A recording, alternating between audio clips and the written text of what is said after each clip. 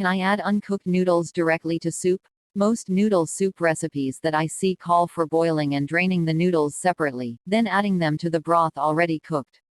Is there any reason that I can't just add the dry noodles 10 minutes before the soup is done, and add a little extra water or broth to compensate for that the noodles take? Doing it this way would allow the noodles to take up some of the broth's flavor, and also save dirtying an extra pot and a colander.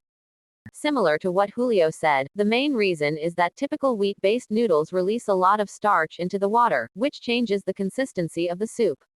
The starches can add a dirty color to the water, but more than that, they can also thicken the soup undesirably. Think of making a roux.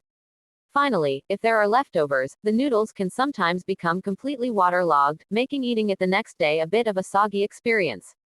That said, with all these considerations, there are times when you might add the noodles directly in. Non-starchy noodles, e.g., like rice noodles, seem to do okay. Also, parboiling regular pasta beforehand seems to help a lot with the starch and can still help you achieve the flavor integration you mentioned.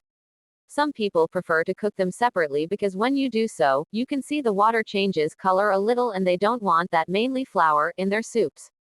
Another advantage is that you can have your soup ready and just cook the noodles on demand. The noodles go to boiling water, the soup is just very hot, but not boiling. That's what restaurants do. If those reasons are not important for you, do as most of us do and cook them together. Smiley face.